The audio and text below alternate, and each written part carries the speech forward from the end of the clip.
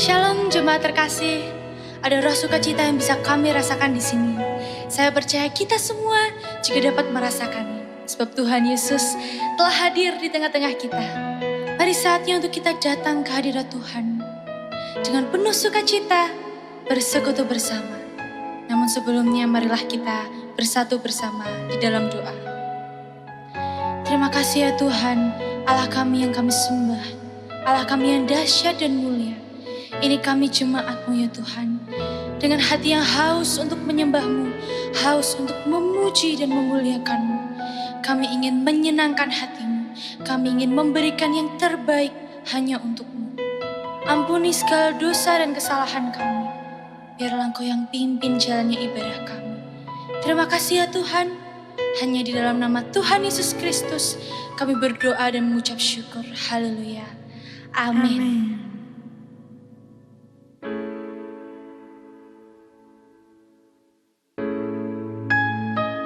Terima kasih ya Tuhan, Kaulah roti yang turun dari surga, pemberi hidup bagi dunia. Mari sama-sama kita percaya, mari serahkan hidupmu ke dalam naungan tangan-Nya. Engkaulah roti turun dari surga, pemberi hidup dunia. Barang siapa percaya padamu mendapat hidup selamanya. Ku percaya yang datang padaku kebenaran surga. Ku percaya yang datang padamu takkan lapar selamanya, takkan lapar selamanya. Terima kasih ya Tuhan, Kau sungguh Allah yang baik.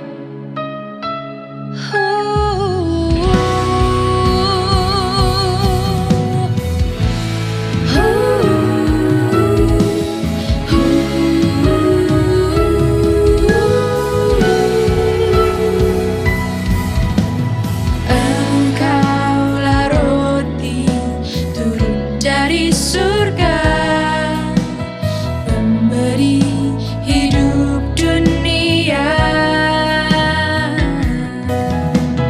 Barang siapa percaya padamu mendapat hidup selamanya.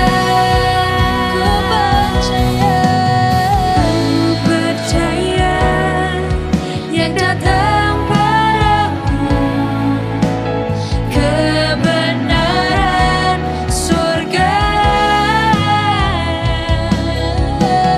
Ku percaya yang datang padamu takkan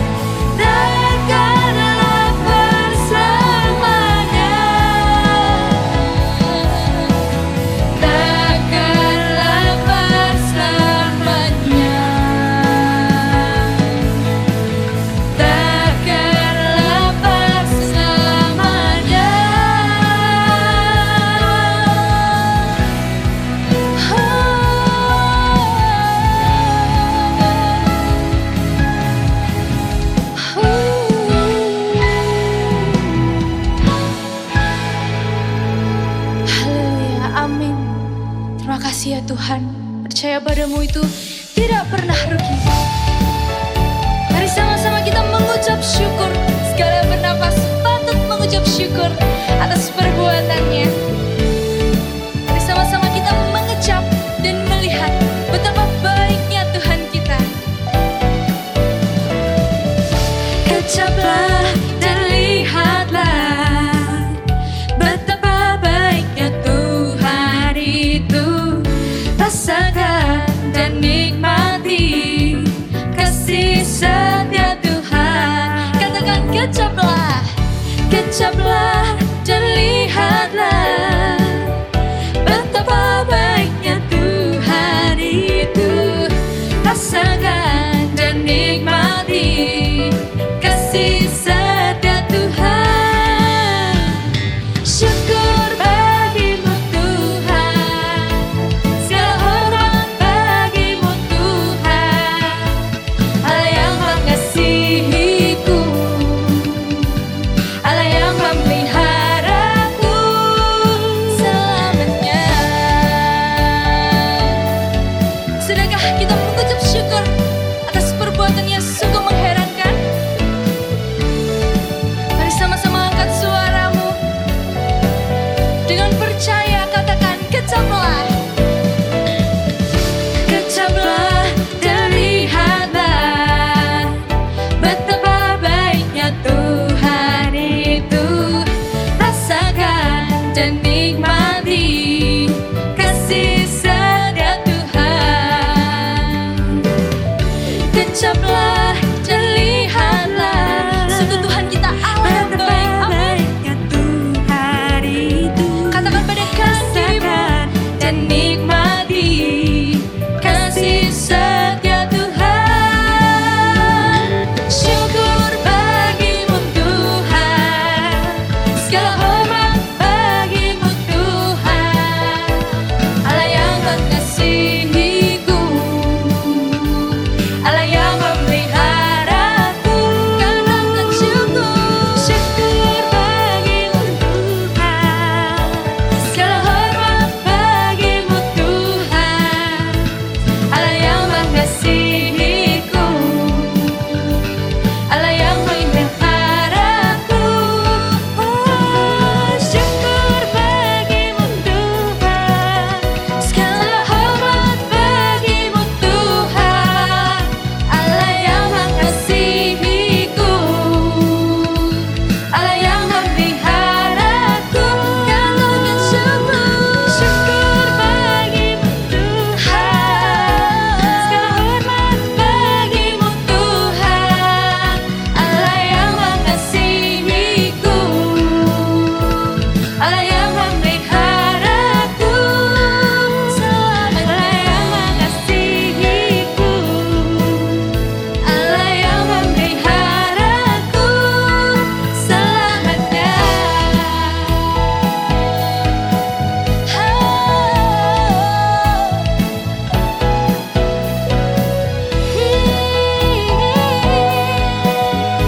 Mari berikan sorak-sorai kemuliaan bagi Tuhan Yesus. Haleluya.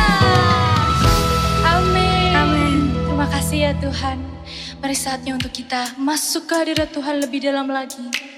Mari siapkan hati dan pikiranmu. Mari kita menyembah Tuhan. Terima kasih ya Tuhan untuk kasih-Mu dalam hidup kami. Dalam kebaikan-Mu, Engkau selalu menjagai kami. Tuhan, Engkau setia, dulu, sekarang, dan selamanya. Kasih-Mu tiada berubah, kekal dan sempurna.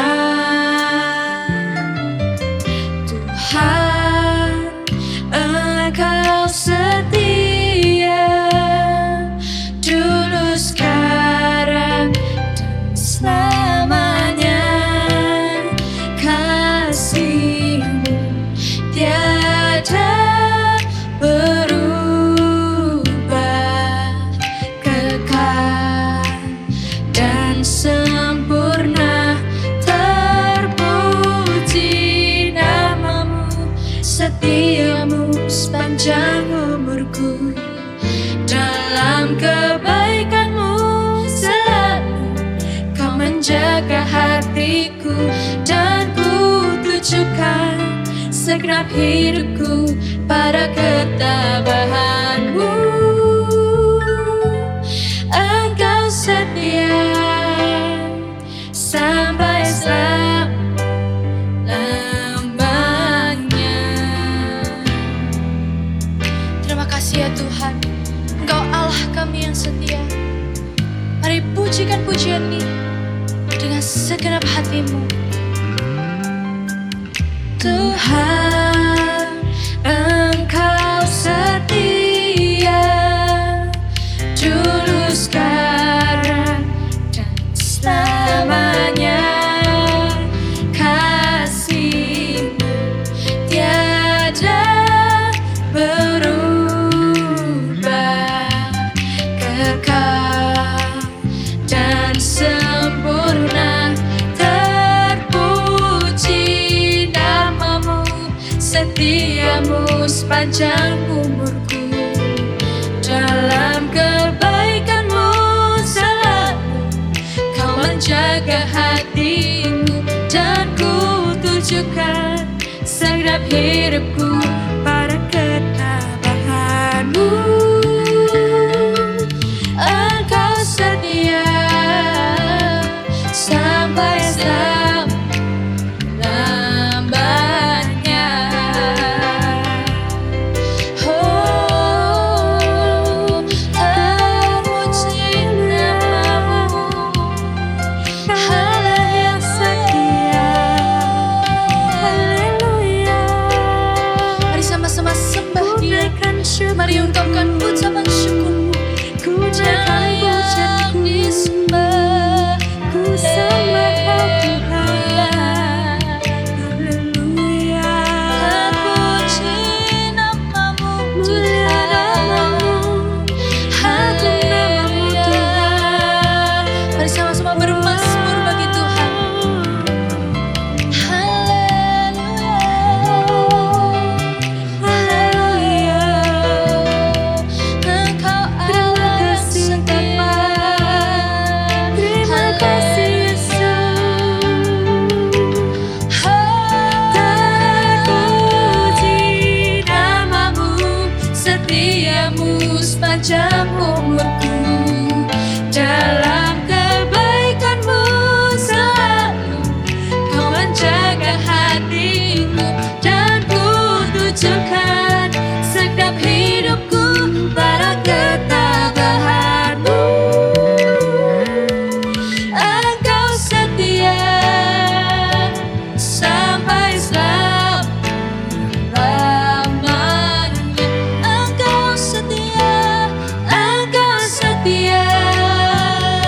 sampai selama-lamanya.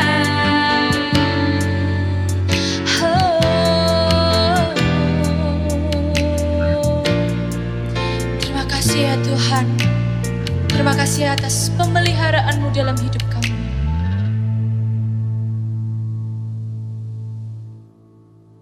Shalom Bapak Ibu Saudara sekalian, selamat datang di ibadah virtual Gereja Yesus Gembala. Di bulan Juli ini kita belajar banyak mengenai umat pemenang, di mana kita ini ditentukan, ditebus oleh darah Yesus, oleh kesetiaan Tuhan kita, sehingga kita ini menjadi umat-umat yang menang. Kita diberi kemenangan dalam salib Kristus. Mari kita tunduk kepala, kita siapkan hati untuk mendengarkan firman Tuhan. Bapak, terima kasih untuk kesempatan kali ini kami belajar sebagian dari firman-Mu. Biarlah setiap apa yang hamba-Mu sudah persiapkan, Tuhan yang pimpin untuk hamba-Mu beritakan. Berkati setiap perkataan, berkati dengan hati-Mu, berkati dengan hikmat-Mu. Berkati juga setiap kami yang sudah mempersiapkan hati untuk mendengarkan firman Tuhan. Biarlah kami boleh menerimanya dengan baik Tuhan. Kami boleh melakukannya dalam kehidupan kami sehari-hari. Terima kasih Tuhan. Kami sambut firman-Mu dalam nama Tuhan Yesus Kristus. Semua yang percaya katakan haleluya. Amin. Bapak Ibu Saudara, dalam kehidupan keluarga kita sering mengalami problem, masalah. Tetapi jangan sampai kita ini menjadi orang yang menyerah akan keadaan kita, akan masalah kita. Justru yang problem dalam masalah kita harus bisa mengalahkannya dan kita menjadi pemenang di dalam keluarga kita. Pada kesempatan kali ini saya ingin membawakan 3 rahasia mengalami keluarga yang berkemenangan. Bagaimanakah kita ini bisa menjadi keluarga yang berkemenangan di dalam kehidupan kita? Bagaimanakah tips-tipsnya? Bagaimanakah kita menjalani kehidupan kita sehingga kita tidak kalah oleh masalah kita? Mari kita simak firman Tuhan yang diambil dari 1 Timotius pasal yang ketiga, ayat yang ke-11. Dikatakan, demikian pula istri-istri hendaklah orang terhormat. Jangan pemfitnah, hendaklah dapat menahan diri dan dapat dipercayai dalam segala hal. Diaken haruslah suami dari satu istri. Bapak Ibu Saudara, ini adalah bagaimana Timotius diberi sebuah nasihat oleh Paulus untuk memilih pelayan Tuhan. Ternyata Paulus memiliki gambaran pelayan Tuhan yang harusnya itu adalah keluarga yang berkemenangan. Dan pada kesempatan kali ini saya jadikan model pelayan-pelayan Tuhan yang ada di dalam pikiran Paulus untuk menjadi sebuah model kemenangan yang harus kita miliki. Yang pertama adalah Bapak Ibu Saudara, kunci kemenangan di dalam keluarga kita adalah keluarga yang harmonis, hubungannya harmonis. Keluarga yang harmonis adalah keluarga yang tidak banyak pertengkaran, meskipun di situ banyaklah selisih paham, tidak sepakat, mungkin ada beda pendapat. Keluarga yang harmonis bisa mengatasi semua perbedaan dan semua masalah yang ada di dalam keluarga itu. Di sini kita melihat bahwa Paulus mengatakan bahwa istri-istri hendaklah orang terhormat, jangan pemfitnah, hendaklah dapat menahan diri dan dapat dipercayai dalam segala hal. Dan haruslah suami dari satu istri.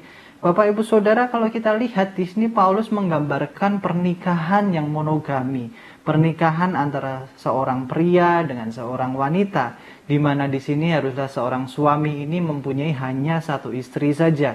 Dalam kehidupan Kristen kita percaya bahwa pernikahan itu adalah satu laki-laki dengan satu wanita, di mana keduanya itu memang berbeda dan kemudian disatukan dalam Kristus Yesus oleh Allah Bapa dan diurapi dalam Roh Kudus sehingga menjadi keluarga yang berkemenangan.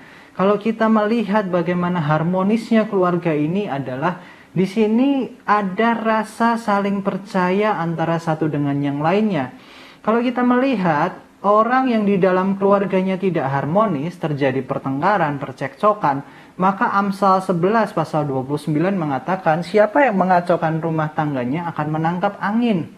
Dalam kehidupan rumah tangga yang kacau, dalam kehidupan rumah tangga yang tidak harmonis, berkat secara jasmani, jiwani, dan rohani tidak akan tercurah di dalam keluarga tersebut. Nanti katakan siapa yang mengacaukan, siapa yang di dalam keluarganya kacau, siapa yang dalam keluarganya tidak harmonis, siapa yang di dalam keluarganya itu mengalami bentrokan, mungkin cekcok, mungkin pertengkaran yang hebat, dia kehidupannya akan seperti menangkap angin. Bapak Ibu Saudara coba tangkap angin, Bapak Ibu Saudara nggak akan dapat apa-apa.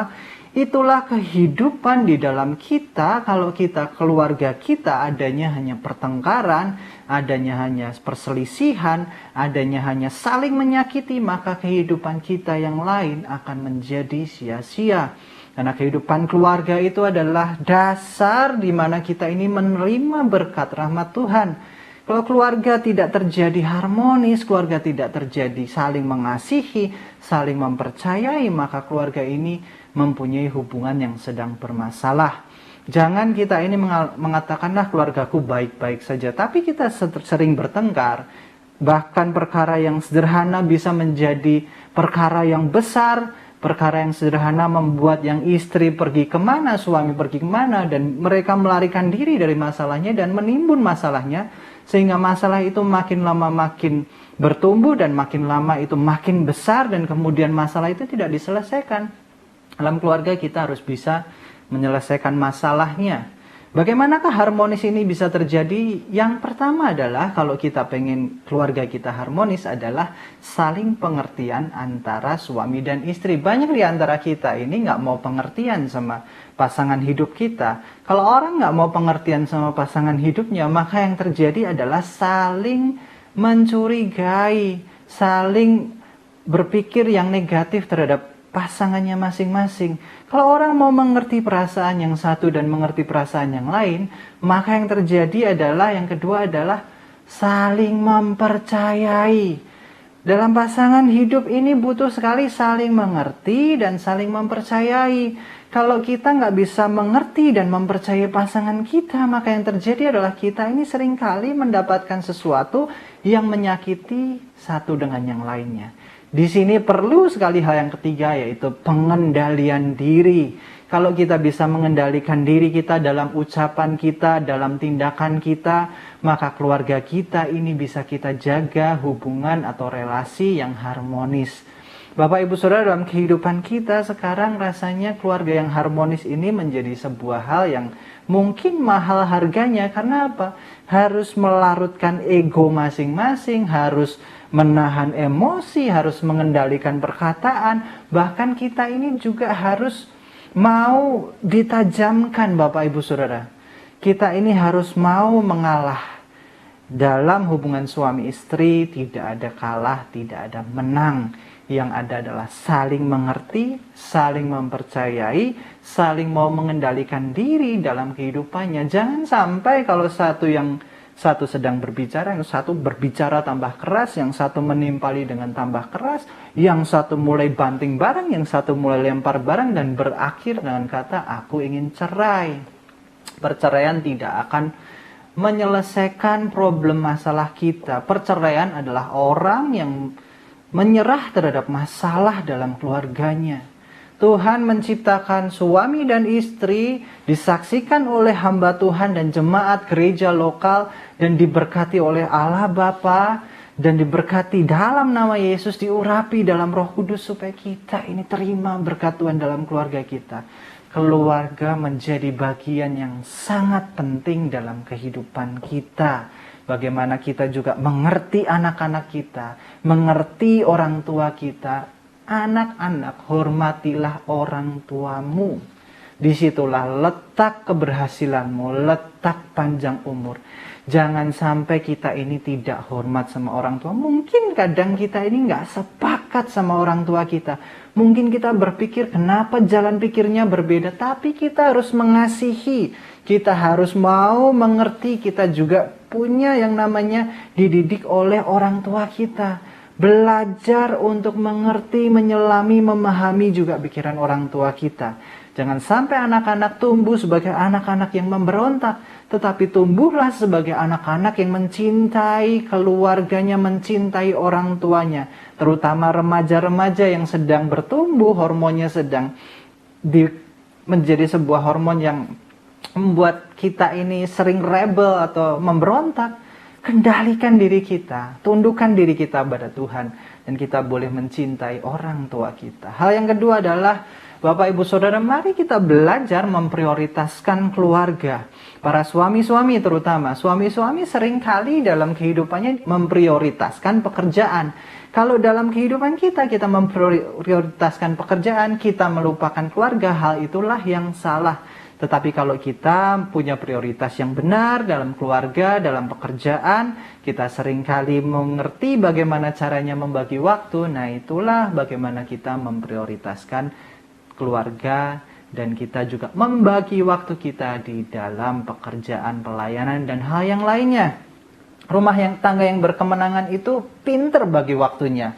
Kalau keluarga nggak bisa bagi waktu, yang terjadi adalah dia dalam keluarga sering bertemu tapi tidak ada relasi, koneksi di dalamnya.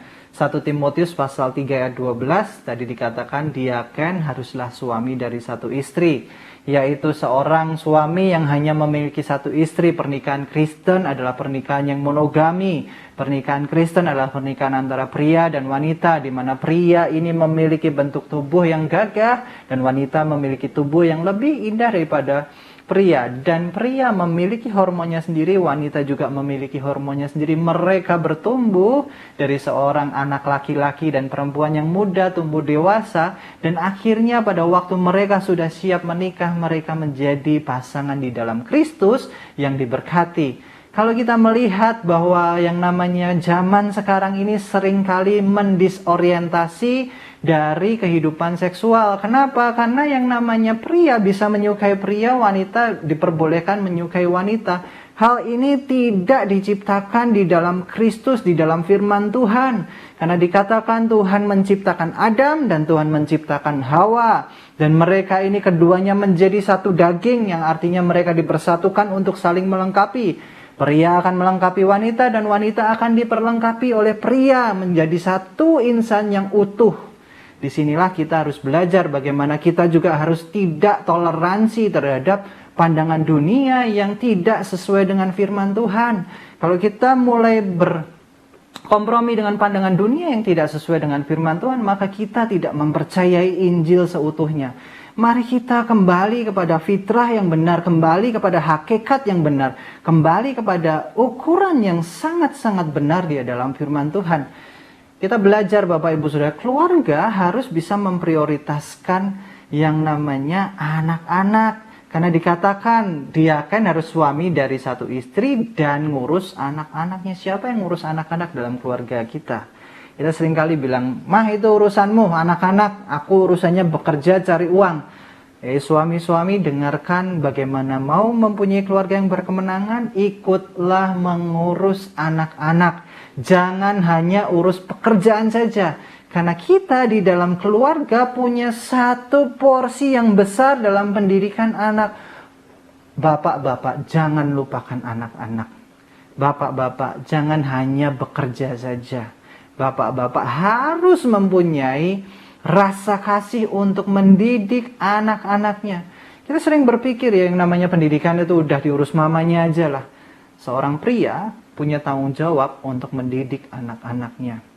Kita lihat bagaimana Imam Eli dalam 1 Samuel pasal 2 ayat 22 ini adalah seorang yang sangat mengasihi anaknya, tapi dia tidak bisa mengajarkan anaknya. Dikatakan demikian, Eli telah sangat tua apabila didengarnya segala sesuatu yang dilakukan anak-anaknya terhadap semua orang Israel, dan bahwa mereka yaitu Hofni dan Pinehas itu tidur dengan perempuan-perempuan yang melayani di depan pintu kemah pertemuan. Bapak Ibu Saudara, ini menakutkan sekali dan ini sebuah pelajaran yang harusnya kita ambil. Eli adalah hamba Tuhan yang peka akan suara Tuhan. Kita lihat bagaimana Samuel pada waktu masa muda dia sedang terlelap dan mendengar suara panggilan, "Hei Samuel, Samuel," dan dia mengira yang memanggil adalah Eli, dan Eli itu tahu sekali bahwa yang panggil Samuel adalah Tuhan. Kita melihat bahwa Eli adalah orang yang cinta akan Tuhan. Orang yang mengerti akan suara Tuhan, peka suara Tuhan. Tapi Eli didapati dia kurang meluangkan waktu, kurang mendidik anaknya. Dia tidak berani menegur anaknya. Seorang anak yang kehilangan figur bapaknya, dia akan menjadi anak-anak yang pemberontak, anak-anak yang kehilangan jati dirinya dan mencari siapa dia. Ini terbukti juga, kelihatan saat seorang imam tidak berani menegur anaknya, tidak berani mendisiplinkan anaknya, tidak dapat yang namanya ketegasan dari orang tua, dia akan bergerak semaunya. Hofni dan Pinehas bahkan meniduri wanita-wanita pelayan Tuhan pada waktu itu, dan seluruh orang Israel tahu. Tugas kita para pria sekarang adalah mendidik, mendisiplinkan anak dalam kasih. Jangan sampai kita ini mendidik dengan benci, dengan kita ini perasaan karena dalam pekerjaan aku udah capek, nah ini anakku adalah pelampiasan di mana kekesalanku. Itu tidak benar. Tetapi saat kita ada bersama anak-anak kita mendidik mereka dalam kasih, kita mendisiplinkan, kita memberikan nilai yang tepat kepada mereka. Dan juga Bapak Ibu Saudara, mengurus anak ini juga membutuhkan waktu. Seringkali yang namanya ngurus keluarga itu adalah, ya yang penting aku hadir di rumah, yang penting aku makan sama anak-anakku, sama istriku, tetapi tidak memberikan waktu yang terbaik. Mari kita introspeksi. Saat kita makan, adakah percakapan di antara kita? Adakah rasa saling melayani satu dengan yang lainnya? Mengambilkan makanan mungkin, tanyain enak atau tidak. Atau malah saat kita makan, kita sibuk sama gadget kita masing-masing. Anak sibuk sama gadgetnya, kita sibuk sama gadgetnya, yang istri juga mengurusi urusannya saat makan. Dan kemudian memang kita berkumpul dalam meja makan, tapi tidak ada percakapan sama sekali di dalam meja makan itu. Kalau kita mengalami momen-momen seperti itu, kita ada dalam waktu yang sama, tetapi terdiskoneksi. Bukan oleh jarak, tetapi oleh satu urusan yang harusnya bisa kita tunda. Kita tidak memprioritaskan keluarga kita. Beberapa waktu lalu saya melihat tayangan YouTube yang mungkin sudah lama di sebuah acara, yaitu acara Kick Andy. Dan di Kick Andy ini ada sebuah tayangan yang menayangkan seorang yang bernama Roni Patinasarani. Kita tahu Roni Patinasarani adalah seorang legenda sepak bola Indonesia, adalah seorang pemain bola yang baik, seorang pemain bola yang hebat untuk Indonesia, dan juga dia adalah seorang manajer atau pelatih sepak bola yang terkenal juga pada masanya. Dan kemudian dia memiliki 2 anak yang sedang terlibat atau terjerat oleh narkotika dan obat terlarang. Roni Patinasarani itu pada waktu dia mengetahui anaknya ini terlibat dalam narkoba, dia juga mendapatkan sebuah tawaran pekerjaan yang sangat baik di luar kota. Dan pada waktu itu Roni Patinasarani memberikan satu keputusan yang benar, yaitu dia menolak pekerjaan yang ada di klub sepak bola yang lebih besar, dan dia tetap menemani anak-anaknya. Bapak Ibu Saudara, kalau kita lihat yang namanya seorang ayah itu harus mempunyai prioritas yang benar. Bahkan saat anaknya itu dipanggil oleh kepala sekolah, pada waktu dia berjalan dari kelas ke kantor kepala sekolah, anaknya ini tertunduk malu. Roni Patinasarani ini mengatakan demikian, "Anakku, angkat mukamu, jangan malu. Karena aku ini ayahmu, aku mengasihi engkau, meskipun engkau keadaannya seperti ini, orang lain memandang engkau buruk, tapi engkau tetap anakku." Pendidikan, waktu, perhatian seorang ayah tidak bisa tergantikan oleh apapun. Entahkah salah seorang anak Roni Patinasarani yang bernama Yeri Patinasarani saat ini menjadi hamba Tuhan, dan dia cukup memberkati banyak orang. Dari seorang yang kecanduan narkoba dan kemudian diberi kasih seorang ayah, perhatian, pemulihan, itu berasal dari keluarga. Kalau kita lihat bapak-bapak, apakah keputusan bapak-bapak sekarang? Apakah masih mau meninggalkan anak-anak? Apakah urusan pendidikan itu hanyalah urusan seorang wanita, istri kita? Kita juga harus punya momen bersama anak-anak kita. Jangan sampai kita kehilangan momen mendidik anak kita, dan suatu kali kita menyesal. Saya sering kali mengatakan kepada rekan-rekan saya seperti ini.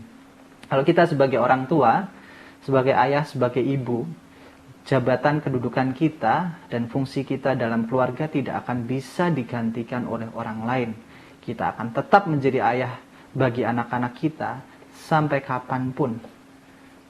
Dan kemudian kalau dalam pekerjaan, saat kita sudah tidak bekerja di tempat itu, posisi kita, jabatan kita, kedudukan kita, fungsi kita akan digantikan oleh orang lain yang mungkin lebih hebat dan mungkin juga lebih buruk, tetapi posisi kita bisa digantikan.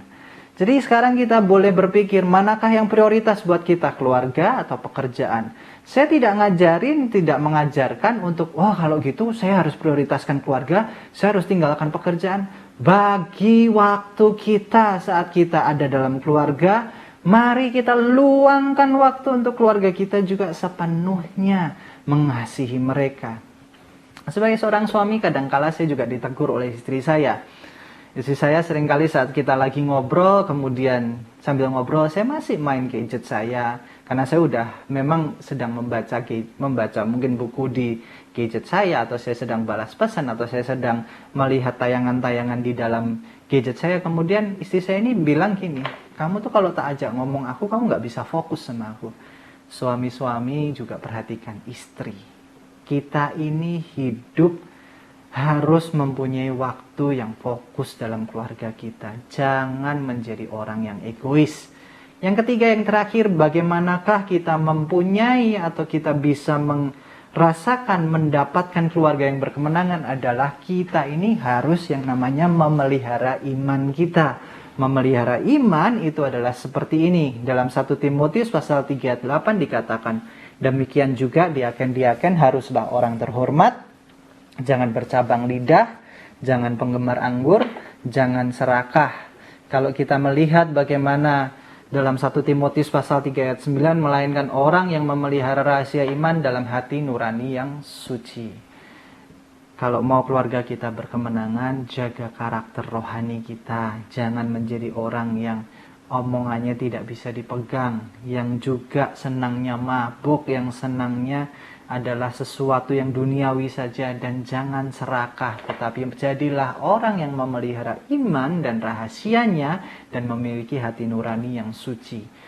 Inilah hal yang terpenting dalam kehidupan kita saat kita ini mau menjaga iman kita. Iman kita ini penting sekali saat kita jaga. Kita bisa berkemenangan karena salib Kristus yang menebus kita. Saat kita mempercayai bahwa yang namanya ilmu pengetahuan kita ajarkan kepada anak kita, ilmu bahasa kita ajarkan kepada anak kita, mungkin ilmu seni yang kita ajarkan pada anak kita, melebihi dari ilmu agama atau kepercayaan kita kepada Tuhan, itu akan sia-sia Bapak Ibu Saudara. Iman kita ini adalah yang membuat kita menang. Kita ini adalah produk dari salib yang mulia, sehingga iman kita membuat menang. Keluarga yang tidak berani mendidik anaknya, tidak berani memberitakan firman Tuhan di dalam keluarganya, yang terjadi adalah kekalahan demi kekalahan, seringkali kekecewaan demi kekecewaan. Karena dalam kehidupan kita butuh banget Tuhan. Kita ini butuh fondasi yang kuat. Kita ini butuh fondasi yang membangun, yang mendasari bangunan di atasnya. Sehingga kita saat digoyahkan oleh keadaan, kita tetap kuat. Karena firman Tuhan adalah dasar yang teguh, dasar yang tidak goyah. Keadaan boleh menjadi seperti apapun, tetapi firman Tuhan akan menguatkan kita. Tahukah Bapak Ibu Saudara bahwa Timotius ini adalah produk iman dari orang tuanya? 2 Timotius pasal 1 ayat 5 dikatakan demikian. Sebab aku teringat akan imanmu yang tulus ikhlas, yaitu iman yang pertama-tama hidup dalam nenekmu Lois dan di dalam ibumu Yunike, dan aku yakin hidup juga di dalam dirimu. Timotius adalah produk hasil dari didikan iman dari neneknya dan ibunya. Penting sekali dalam keluarga kita ini membangun fondasi iman yang sama, disiplin rohani, membangun kasih. Kita lihat bagaimana Timotius seorang pelayan yang istimewa, seorang pelayan yang juga mengalami perubahan hidup dalam dirinya, seorang yang setia.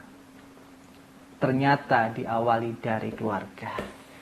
Iman dalam keluarga ini penting sekali Bapak Ibu Saudara. Jangan sampai kita ini takut untuk memberitakan Injil di dalam keluarga kita. Injil adalah kabar gembira. Kita seringkali berkata, Pak, saya ini dari kecil udah Kristen. Brojol Kristen. Saya sampai sekarang nggak ngerti yang namanya iman. Justru kalau kita nggak ngerti, mari kita belajar.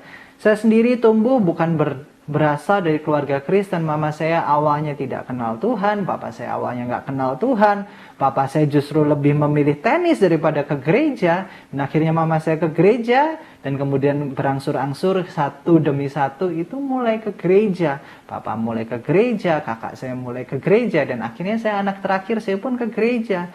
Disitulah yang namanya keluarga itu jangan sampai takut mengajak atau memberitakan firman Tuhan. Justru dalam keluarga ini adalah tempat yang tepat kita ini memiliki iman yang benar. Kita lihat Bapak Ibu Saudara, kadangkala saya mendapati orang tua ini takut mengajar, mendisiplinkan anaknya secara rohani. Saya mendapati ada seorang majelis gereja, dia melayani dalam gereja, tetapi ngomong Yesus sama anaknya nggak berani.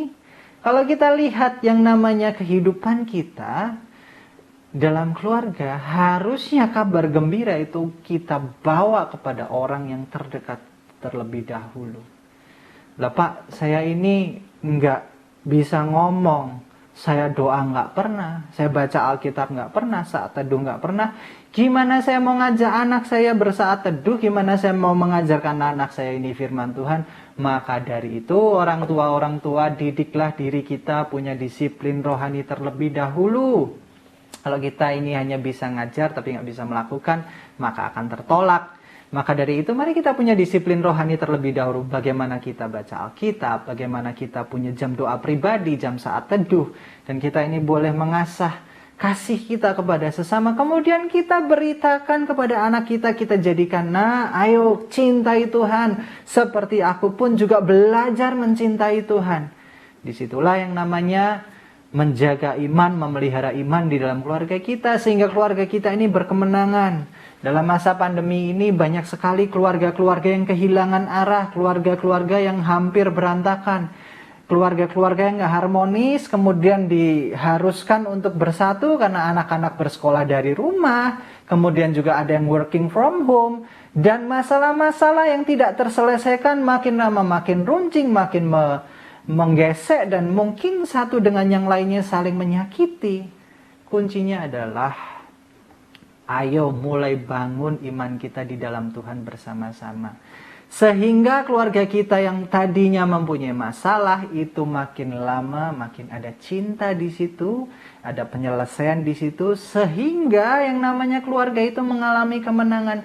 Kunci keluarga yang berkemenangan itu ada 3 hal. Yang pertama adalah hubungan yang harmonis dalam keluarga. Yang kedua adalah bagaimana kita bisa memprioritaskan keluarga di dalam setiap hal yang kita lakukan. Dan yang ketiga adalah kita belajar memelihara iman di dalamnya.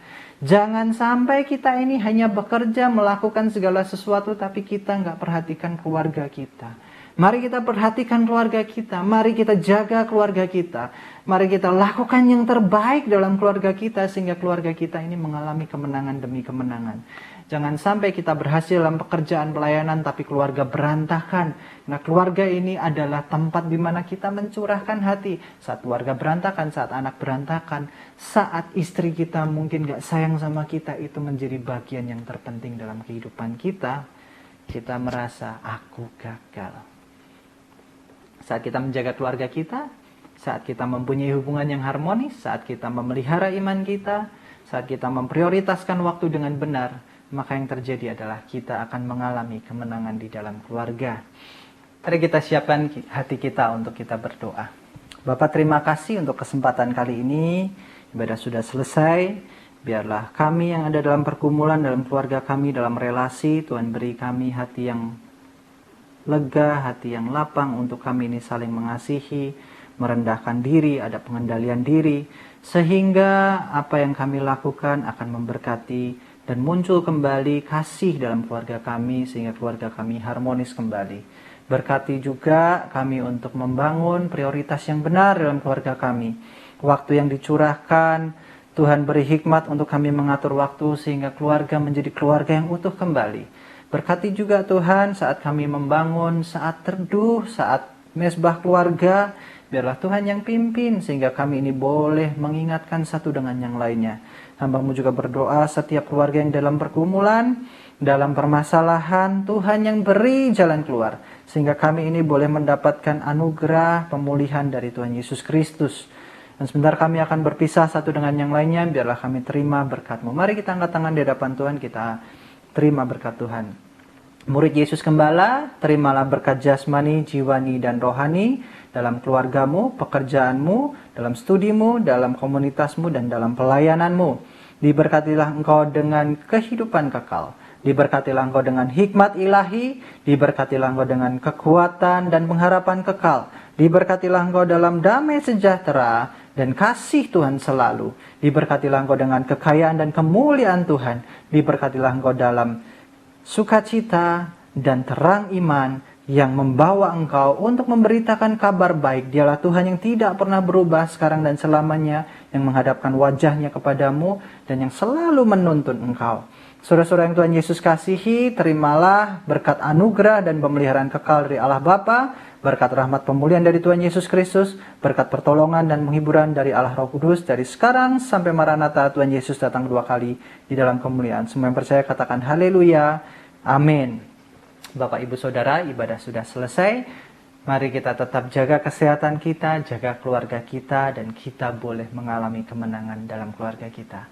Sampai bertemu dalam ibadah selanjutnya. Tuhan Yesus memberkati.